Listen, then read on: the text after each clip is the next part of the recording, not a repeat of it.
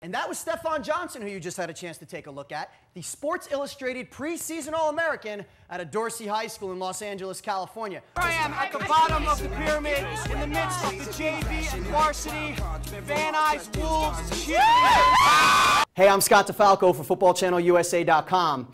Now, high school football is by far the #1 sport in high school. The popularity of the sport has many of the country's top athletes participating in Nike's 15th annual training camp.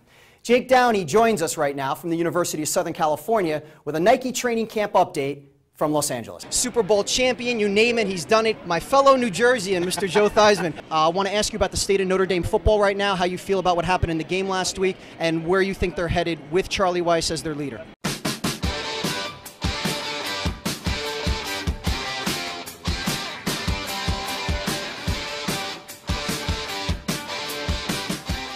Have some words of wisdom for the team tonight as they're trying to get their first victory of the season? It was well put, Mr. Nessa. Thank you. I'm down here on the field with head coach Tony Downs of the West Coast Sharks. Coach, tough game last week. Dropped your first one 24-8. Anything positive that you took out of that you can apply to this week's game against the Firehawks? At the Festival of Festivals, the 9th annual Coronaburg Festival here in beautiful, sunny Corona, California. And if all the people here at Coronaburg could give everyone out there a nice, warm Renaissance fair welcome. Congratulations on your Hall of Fame induction this past August, and I know they're retiring your jersey this Monday night, so maybe that's good karma for your old team, the 49ers. Coach Knox of the Dorsey Dons. Coach, time of possession, looks like Westchester has you a little bit there, but as is always in football, turnovers and penalties have been the difference. You have a 6-0 lead. What can people like you promoting the sport, showing support for the growth of these leagues, what can it do for semi-pro football across the country?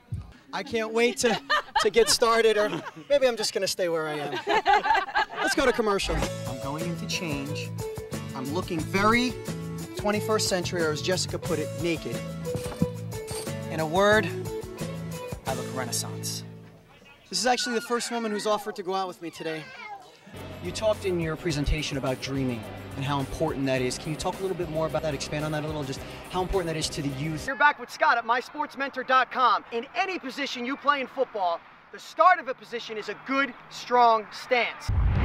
All right, James, down here with player of the game, Josh Knight. Josh, talk about what their defense did today. Ran a 4-4, ran it effectively, really tried to stop the run, dared you to beat him, and that's what you did. What about with the mortgage crisis right now? Yeah, has there been any type of, is there any type of program for that? Yeah, Landis, the marquee matchup in the LCFL this week. 2 out of the 3 undefeated teams in the Firehawks opener.